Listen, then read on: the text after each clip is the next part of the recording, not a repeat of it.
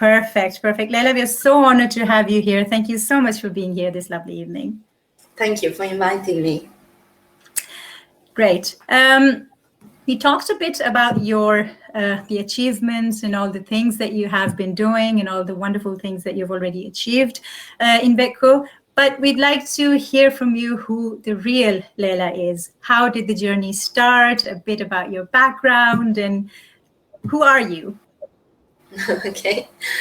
I think that everything started when I was like, the thing by buying and selling and make money on it. It was like I was 16 or something like that. So I was always buying something cheap and then selling it to neighbors or at the markets or something like that. So it really started there.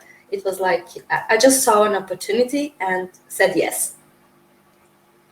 So that's the way you were born with it. Yeah, I think so, because we don't have any relatives in my background who are entrepreneurs. I'm the only one. So I'm the black sheep. They are like, they don't understand what I'm doing. So I think I always had it in me, so it became naturally for me. And I have my own businesses since I was 19. So yeah, that is so impressive. So did you get any formal education to get into business, or how was it in school? Yeah, it was something here in Sweden. It's called like business high school. So I went that one, and we in Sweden at that time it was like they were just starting to talk about it, that young people could have their own businesses. So we were at the test high school students. So I went that one, and then I went for economics on finance. And after that, I was just only a business owner. So, so it was a successful test. Yeah.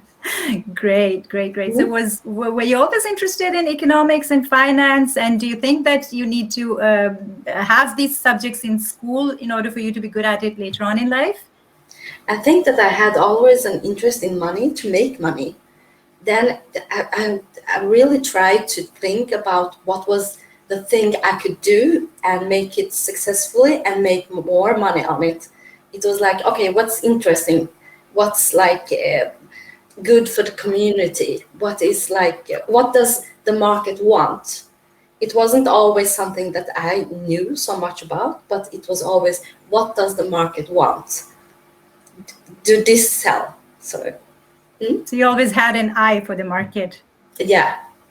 Always. That's an awesome skill to be born with. Lovely. But you went to school in Vekko as well. Is that right? I went to school in Vekko and in Ronneby. So it was like Blekinge Tekniska Högskola. I don't know how you want to translate that one in English. Yeah. Perfect. Tekniska Högskolan is. I'm sure. But I didn't always study. I didn't always study just economics. It was also social community. So to get to know people and how they work in a group and how they react to different things. So I studied 1 year also at the university at that. Awesome. And I suppose that is probably one of the most important skills that one needs in the business world, the social skills. And particularly in Sweden, you really need to learn them to be able to do them. Lovely. How would you say, is Växjö a good city to provide the potential to school students or school children to make them interested in being entrepreneurship? I think that Växjö is it's not a small town and it's not a big town. It's just the perfect town. It's like you have 10 minutes to school, you have 10 minutes to work, and then you can just spend time with the family. You are there for your children. This table talk that everybody talks in Swedish, you have time for that in Växjö. And the schools, they are very interested in entrepreneurship. They have their own goals, and I think the teachers have a lot of power, so they can take in other organizations like young företagsamhet, young entrepreneurships organization, so they can come and be at school to just wake up the thought about entrepreneurship for the schools, for the students and the children. Lovely, lovely. So when you look back at your education and your journey, what are the key milestones that you think you've achieved? At my education, I think it's to combine the social thing with the social community, with the people, and the economics. I think that this was very good for me to do. It was like you understand the both sides. It's not the only side. You're not just thinking about the people or human thoughts and affection, but you also know the economy behind it to make it work. You have you can't step over the economy because nothing works without money. So it's Absolutely, yeah. I completely agree. And the earlier you learn that in life, the better it is for you, Leyla. Yes. And I think the Swedish schools do provide that kind of support to children that kind of awakens their interest in entrepreneurship. Lovely. So you're the co-founder and you're heading Ekonova. And everything Ekonova makes, it revolves around the 3F. That's what I read on the website, and I found it very interesting. Företag, företagaren, and företagandet, which is the company, entrepreneurship, and the entrepreneur itself. Would you like to tell us more about this? It's so interesting. When we started 9 years ago, it was for us, it was obvious that you want an accounting firm because it's your heart. They have your heart. They have all your money. They have all the decisions. You want to go hand in hand with them. And when Sofia Samuelsson and I started, it was so clear for us that we have to be something more than just accounting, because we want that. Before we started Ekonova, I hired accounting. I know accounting, but I hired an accounting firm because it's taking time. So it's better to let it go to another person who has time. And it was like so obvious that they didn't talk the same language.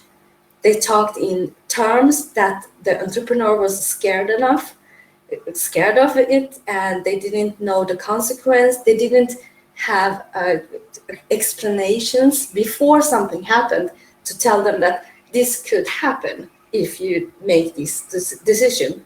Or it wasn't also like, what happens when I'm going to be having a baby? What happens if I am in an accident? Can we take care of that? And most of entrepreneurs are also very, very lonely. They are like, they need some friends. They do. Absolutely. And it's like they tell us everything. So it was very clear that we are going to have those 3 legs to stand on in our company. So, and even today, it goes home. That's what they want when they come to us. So. Great. So what services do you provide at Ekonova? We have accountings, and we give them some advice. But now for 3-4 years, we are also digitalizing. What is it called in English? Sorry. Digitalizing. And we are building business systems like with AI and API, so they can talk together. It's like easier accounting and easier decisions in real time.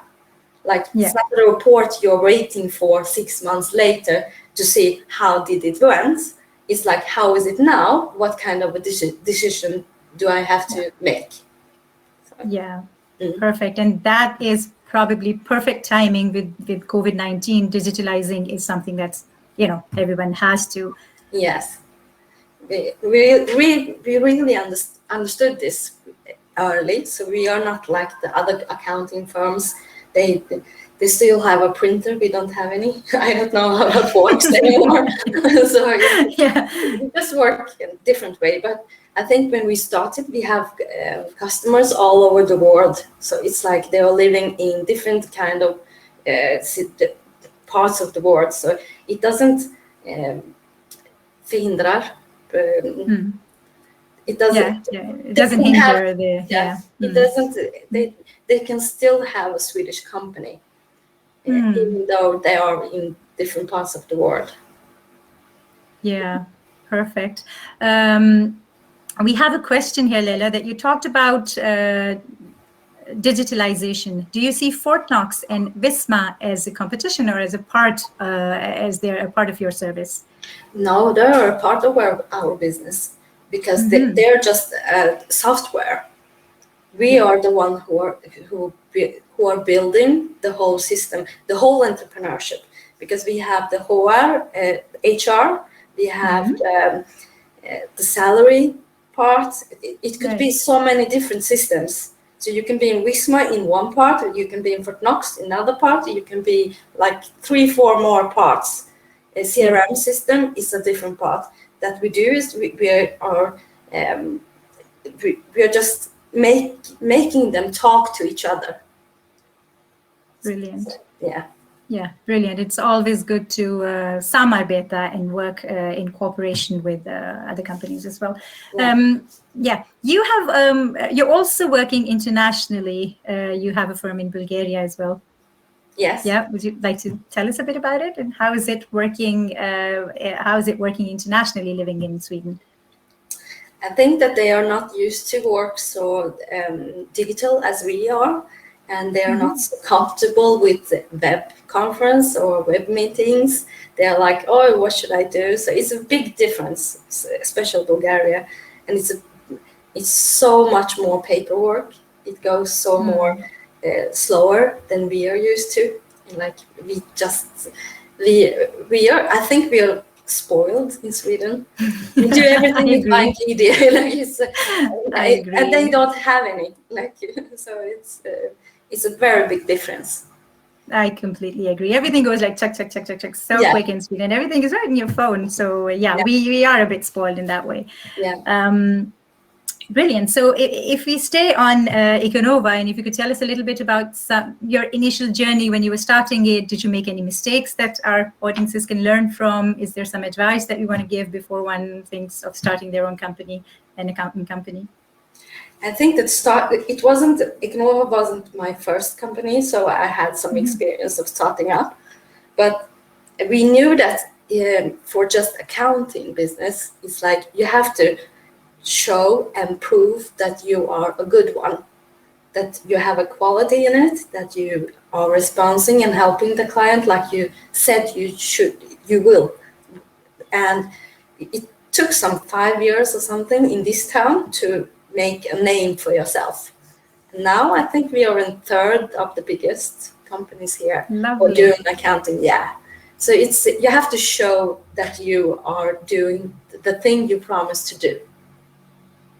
Perfect. And when you hire people, like you said, now you're growing. What kind of people are you looking for? What are the things that you look for in a person when you think of hiring them?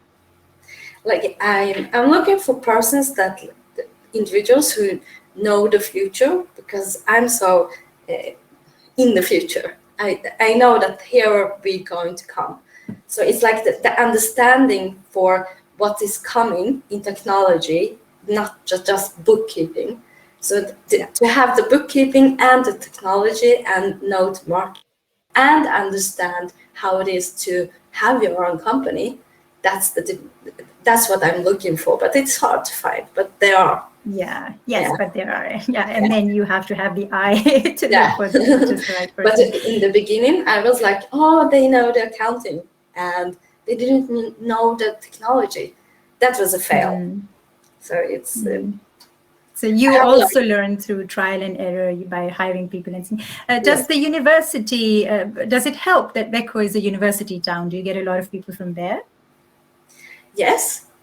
A lot of people don't know, but the one I hired the last now is from the university, and he has worked for me for 1.5 years for just to do some point jobs. And now he's hired for the whole time. So I think it's good. Brilliant. It's good. I really like to have the university so close, because everybody knows somebody.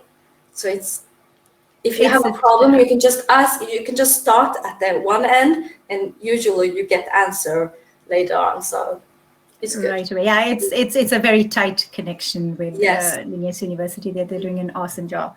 Staying on the topic of future, you said that you like to be in. You're already in the future. You're quite forward thinking, and that I can see by your role in Young Future Workforce as well. Yes. What do you do there? I'm a co-owner and a board member. And so I'm just coaching the guys who work with it. For I think it's now 1.5 years ago, I had a meeting with Tobias Valdebenito and Vlade Valdebenito, and they had a community who was called Young Future, and it was only for individual development for young people, and young people, it means people to 29 years. So it's not kids, it's like people up to 29 years. And when I met them and just listened to them, and I said, we have to start a company. So we started a company together, and it's like we are helping people, young people up to 29 years to find their match in which company they want to work with. But we are not just working with that, we are helping them with self-development until they get the job, when they get the job, during they have the job. So it's something that we noticed that everybody, like in Sweden, you know, so it's so many companies who are hiring out individuals and recruiting them, but it's just that. And also in the technology, to make it simple for the ones who are hiring our customers, that to attest, like the administration is so time demanding. Yeah. And that one is where I come in, like, no, we are going to digitalize and automate this one. We can do better. So it's going very well. We have several people in work and recruiting several people, so it's very good. Brilliant. That sounds very interesting. So Leyla, if someone straight from the university, or if someone would like to come to your company and get help for grooming and then looking for a job, what would you advise to them? What's the process, and what do you offer them? Just say yes to everything, because you have to start somewhere. That's I have noticed that people from the university, they are like, I've gone to school for so many years for this one, but just start somewhere. If you start with a company that you like, say like IKEA, and you start with something that it's maybe beneath what you have worked for or learned for, you can always climb up. Just start somewhere. Brilliant. That's a very useful advice, because this is a very common problem that I've seen myself in Vekko, that people, when they come out of university, they have very high expectations, and then it takes a little more time for them to reach where they want to. All right, so what are your upcoming plans for Ekonova, your upcoming plans for Young Future Workforce? Where do you see yourself heading? Young Future Workforce is going to be on the whole Sweden, and then Scandinavia. So we're just going to grow. I have big plans. We have a good big plans, and we are going to make it. And for Ekonova, it's like we want to be the safe place for every entrepreneur. Yeah, that's our vision. Like Ekonovas have always been something in my heart that we want to do for the entrepreneurs, because bookkeeping companies, they're all over, but we want to be there together with the entrepreneurs and do the journey with them. When we see a client who has started and wow, 3 years later it's like 25 employees and the entrepreneur doesn't know what to do or something, and to be there in this journey with them, it's a very good feeling. That must be so rewarding. Yeah, I can imagine. And that's the added value that you provide at your company, that you go with them all the way. Perfect. Let's see now. If we now talk a little bit about Vekko's entrepreneurship ecosystem, what do you think are the positive points? What do you think are the weaknesses? How do you see Vekko as a hub of entrepreneurship? Like Vekko has It's a small town, but not so small, but it's a small town. And it has a business culture it's hard to come in it. You have to understand and play their games in the beginning. In the beginning. And I was talking to a friend, a business colleague yesterday, and we're feeling like a generation shift. It's like the young people, and with young, I mean like 30s, they're thinking different. They're like, no, we already have this network with the old companies. We want new ones. It's like, so that's very good with Växjö. I think the new generation in Växjö of entrepreneurs is very positive, and I like it. I'm like inspired, and I'm like, go do that. Yes. Lovely. But the old one was very hard to come into because they are like, oh, who do you know? I don't know anybody. So it's that was hard. Going from 0 to 1 is probably the hardest part. And once you know a few people, you have a little bit of the community, and then you can, it's easier to grow from there. Yes. And you touched upon this a little bit earlier as well, that you're in the growth phase now and you're planning to grow.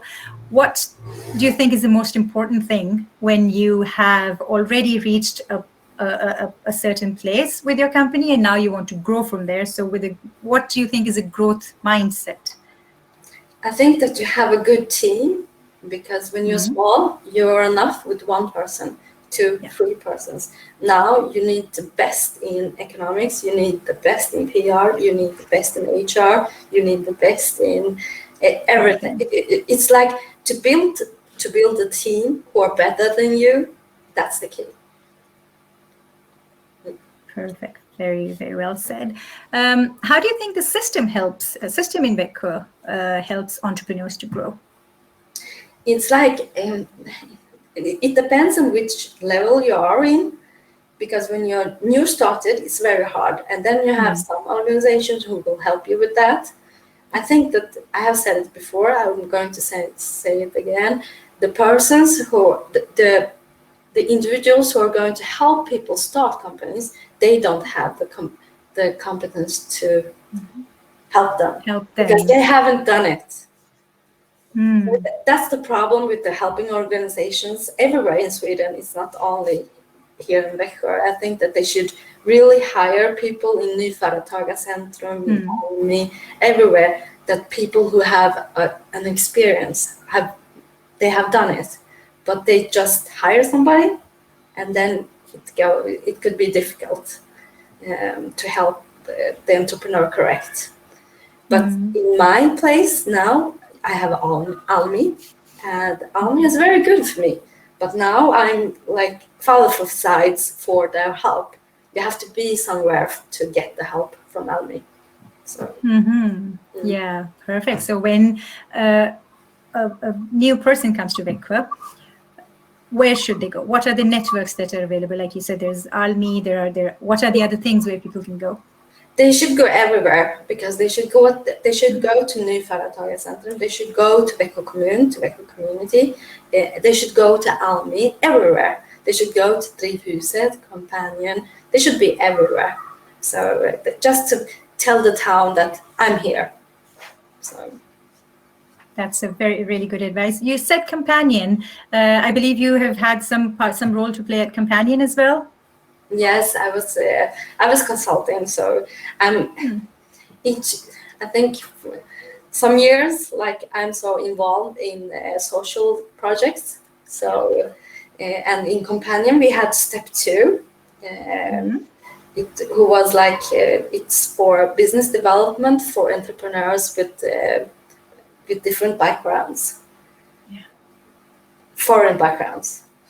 You should say it in English. Yeah. So it was like everybody wants the virgin entrepreneurs to start, but when they start and they get their papers, everything organized, what are they going to do then? It's like we have to help them with their development, put them in networks, tell them what kind of administration we have in Sweden, what kind of law it is. Don't be afraid of Skatteverket. Yeah. Like things like that. Nobody did that. So we had a project with a companion, and Naimul was the project leader. So it was a very good time. Brilliant. Yeah. So when we talk about foreign entrepreneurs, we have the university there as well, and we attract a lot of international students, and there are a lot of foreign entrepreneurs that are starting in Vekko. Do you think language is a big problem, or those who cannot speak Swedish? Do you think they can? What advice would you give to them? I think that English is fine for a little time. Like it's like a couple of years. It's okay, but then you have to know Swedish after that. So to introduce yourself, you don't need the correct Swedish, but you have to prove that you want to be integrated in the Swedish community. The Swedish community, it's the Swedish language. It's in every country. It's like, do you want to integrate? Then you have to learn the language. Yeah. So I think it's very important that you do that in time. But the most important thing is to know what kind of a culture Sweden has. That I noticed that the entrepreneurs, foreign entrepreneurs, they come here to Sweden, they have an idea, but it's not for the Swedish market. It's like something for them they can rely on. It's all usually for their own homeland persons or individuals or market, like something they have brought, they know is good from their own homeland. They want to sell it in Sweden. But does the Swedish people want that? What's the Swedish market? And one question more is like, is Swedish enough? Because we are not so many people. We are just only 10 million. You have the whole world in front of you. So think different when you set the market or like the focus group. Yeah, we're just 0.13% of the global population, so that's like super tiny. But it's a little small. Yeah. Yes, yeah, it is. But we had a speaker earlier on our Startup Grind event. We spoke to Oliver Rosengren, who's the deputy mayor for Vekko, and he talked a lot about how the politics and entrepreneurship are connected together, and how much the university and all of these things are offering and helping entrepreneurs to work with the language. So I think the university offers free courses for Swedish as well. So if anyone's interested in learning, they have the opportunities, and the system is there to help them, but they just need to push themselves a little bit more. Leyla, how do you manage so many businesses? That's really impressive. I don't know. I'm just making my day simple, and I'm like taking all the help I can get, or buy all the help I can get, or I'm not the person who are sitting in front of the TV and looking at it. It's like, it's not me. I'm always doing something between that. So it's, I don't know. I just love my job. So it's like, I don't even notice that I'm working all day. I don't do that. So. That's awesome, because if you are passionate about what you're doing, you can't even differentiate between your life and work. So the balance is already there. So what do you don't watch TV? So what do you do to couple off, to kind of, let everything, sometimes you have to put everything down so that you don't burn out and, indulge yourself in other things. What do you do? Do you know, everybody just on their way waiting for me to burn out, but it's not going to happen. So it's like, I think the whole Vekko has said that to burn out, and no, I'm not going to do that. But I think the key is to have a balance between work and just have fun. I'm always the funniest person at the party. Like, it's like I'm saying yes to everything, and it's very good to have. And I also have so much good friends. I have wonderful children. I have beautiful business partners. It's like everybody helps, and we know that we can't work all the time. You have to have fun. So yeah, that's the key to have. And I have a good balance. So brilliant. Because entrepreneurship can be a lonely journey. So it's always good to surround yourself with positive energy and people who are always there to support you in whatever way they can. It's important to have that kind of community around. Yes. Leyla, you're also passionate about inclusion and diversity, and you support Vekko Pride as well. Would you like to talk a little bit about that? Vekko Pride started for me like for my children, because I'm from Bulgaria, but I'm Turkish. When I grew up, you couldn't love everybody who was not Turkish. You had the culture, and everybody was pushing you to be in that point, like that. And I wanted to show my children that you can love everybody. So that's how Vekko Pride started. And I love that organization. For me, it's like proof that you can be involved. I'm straight, and you can be there. You can be like, it's for free love. For me, it's free love. I wanted to show my children that you can love who you want, because I couldn't when I grew up. It was like Turkish or nobody. So it's a question for me. Like, it's important to show my children that you can love everybody who you want. Wow, that's beautiful. Yeah, that's absolutely beautiful. So, what was your role in supporting the Vekko Pride? Were you like a part of the organizer, or if anyone would like to contribute or be a part of it, how should they do that? I was a board member, but also to help them to organize the food or the concert or the tech. You can do it's so much to do, so everybody can help. Just make a call and ask them, how can I help? I have time.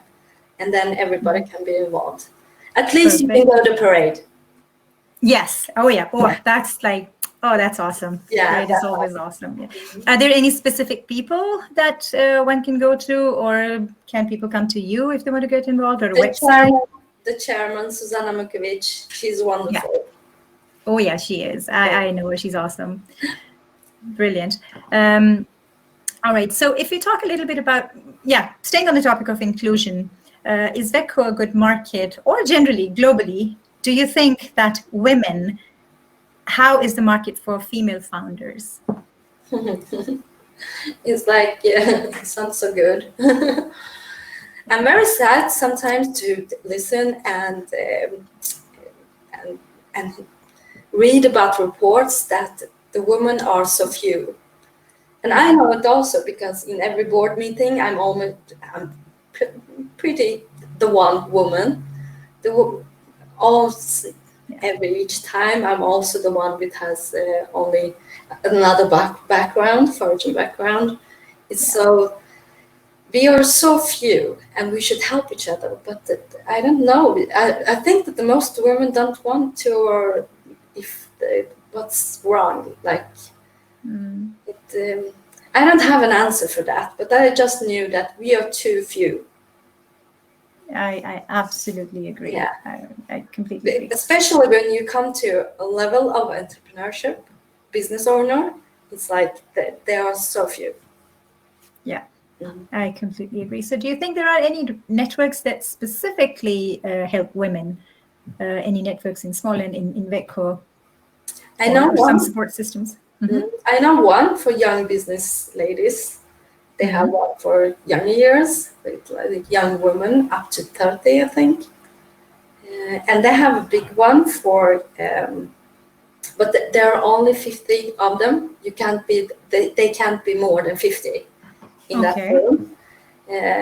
So it's like, but then it's some projects going on some years, and they close the project, and they start a new project for female entrepreneurs. So I think we should have one more.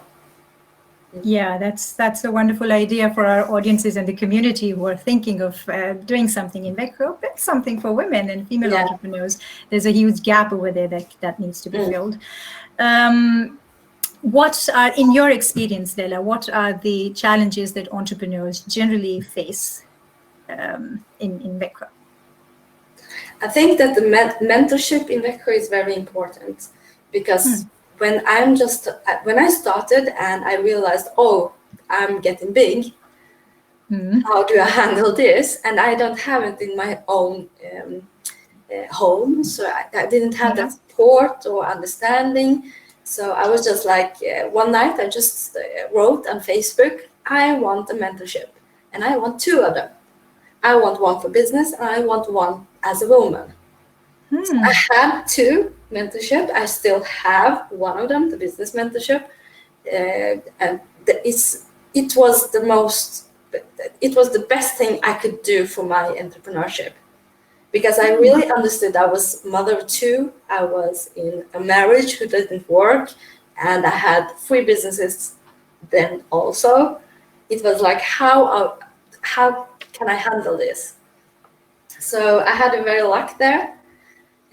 And you had to, because you need both. I think that as a woman, you need both. You need one as business mentorship, and it's probably going to be a man, and then you need one like a woman to understand you, like a woman that you have to come home and do all the things you have at home to do. So it's that was, I think, the most the key point of my entrepreneurship, to make that message on Facebook and ask them. So it's always good to take the first step yourself and look for what's especially for women, is a little extra important to keep an eye open for the support that's available. Having said that, I believe Sweden is still far ahead of other countries when it comes to supporting women and equality and gender equality. Compare it with other countries. It is also a global leader in innovation.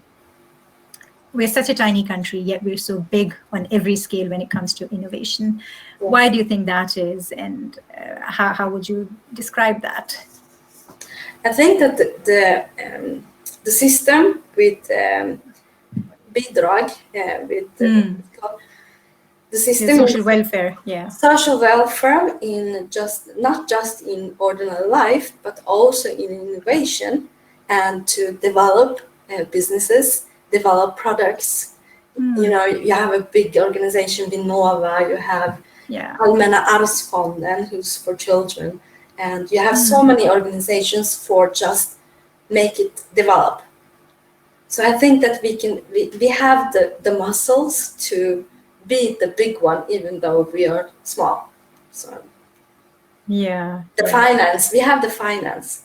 So if you have the idea, you can get the finance. Brilliant.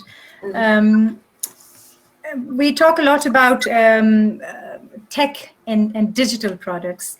Do you think that is the field we should be focusing now? Do you think that is the field of the future? Yeah, I think that, because it's like now in Corona, you have met so many people there are some countries who are before us. They do things better in tech, innovation. And it's like, am I living in Sweden or what? Like, are we so back? So you should. I think that that's the clue in the nearest years. So we should really look at the individual countries and how they work with technology and adapt. Yeah, adapt and learn from the experiences of the others. I'm myself not a very digital friendly kind of a person when it comes to meeting people. I really need to be in front of people to understand their body language and to understand how they're working. So do you think that after COVID-19, we're going to be able to go back to real life, our old patterns, or do you think we'll stay digital forever? No, I don't think so. It's you can say everything about the Swedish people, that they're not socialized, but everybody wants to meet now. And I think that I hope that we can do both, to stay digitalized, competent, and also meet up, so like physical. So I hope that we can do both. Absolutely, that would be the dream, to have a mix of both of them. If we come back a little bit to the topic of our event today, how to beat the odds, or how to succeed against all odds as an entrepreneur. How tough are you, or how tough does one need to be to succeed as a female and as a migrant entrepreneur in Vekko? I think you have to be very tough. And many people say to me that you think like a man. I don't think like a man because I'm very lovely people, lovely person, and I'm open. But I think you have to be tough in business and don't take it on you when someone says something. Just do the hours, do the work, prove yourself, and then you will get there. So it's like you don't have any short way to a successful entrepreneurship. Do the hours. You have to do that, but you have to also have a balance that you don't get too much in work and just have some fun some way, like be with people who give you something back, who inspires you, to holds your back and gives you new ideas. It's so you have to have the combination, but you will not get anywhere if you don't do the work. Yeah, so that's the most important thing is to do the hours and put in the work that's required, regardless of the gender. I was listening to Jacinda, the Prime Minister for New Zealand. Yeah. She's often criticized for not being tough enough. And I really loved how she said that you can be a woman and you can still be tough in your own way and run a country or a company or whatever level it is. So, yeah. Yeah, that's Awesome. so beautiful because everybody's like, I'm in business, I'm like very tough, but I look very like a woman, and I have a heart, and I can understand people like a woman. I'm a mother. It's you can do both. I think you can do both. Yes, yeah, I completely agree. Before we move on to taking some questions, Leyla, I'd like to like our audiences to know, hear about your views on how should entrepreneurs develop strong social businesses? How they should develop strong businesses. I think that don't forget the economics, the finance. Have one person in your team who are very good in finance. They will find the money, the income. So you can do what you want. Like, do you know, we have this young future workforce.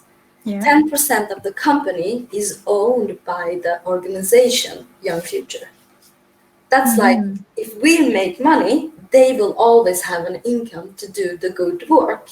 Just find different models to finance the social impact of what you want to do in this world.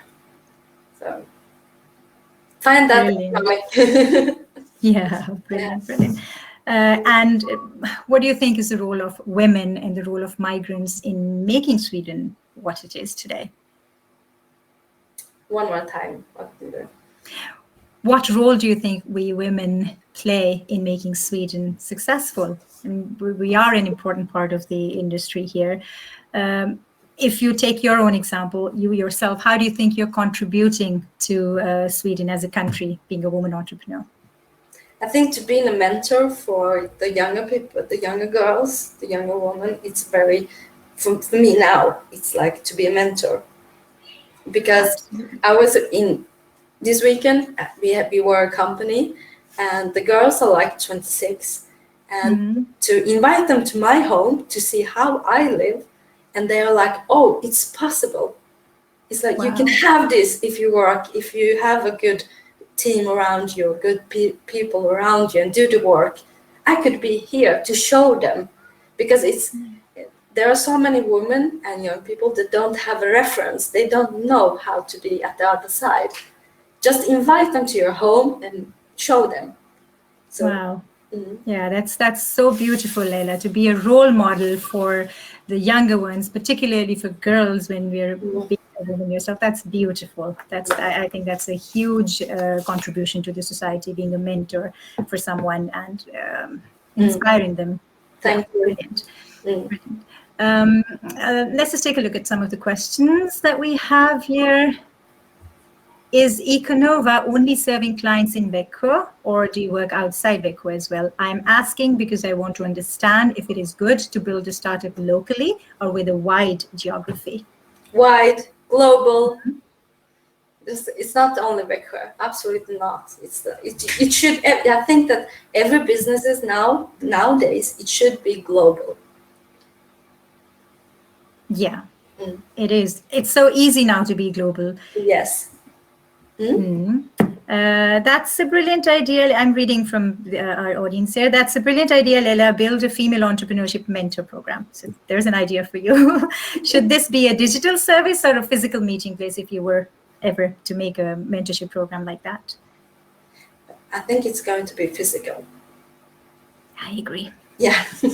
I agree. That would be a completely different vibe altogether. Yeah. In startups, there's a term, fake it till you make it. What are your views on this? I don't think that you're going to, you don't have to fake it until you make it.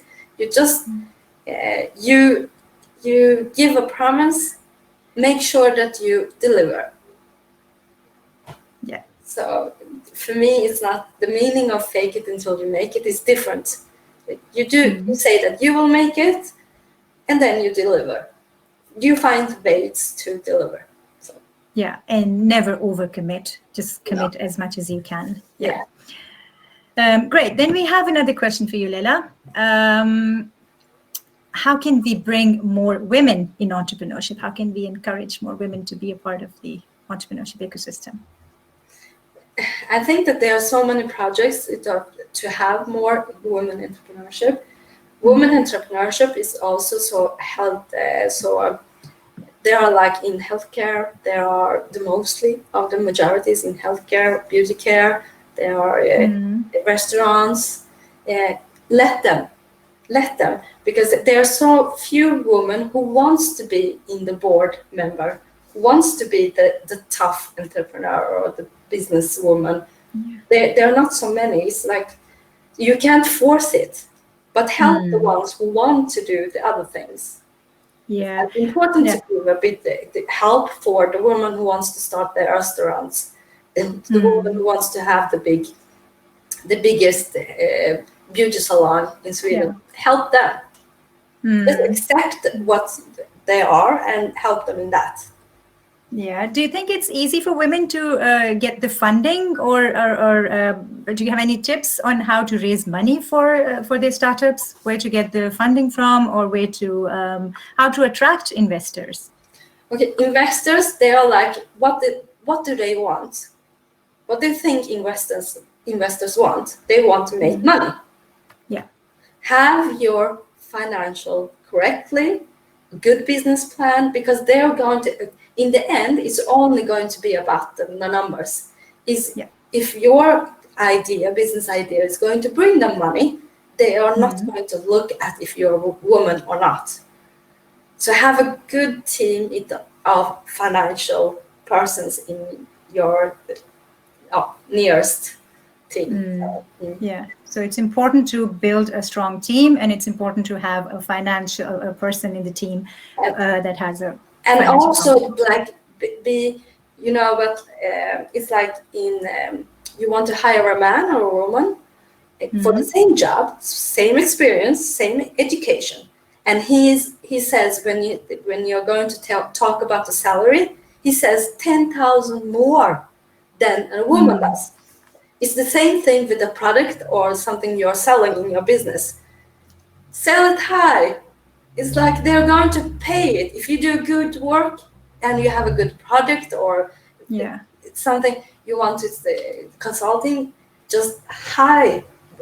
The women do that mistake that they are not taking, they don't get paid enough because they don't ask for paid enough.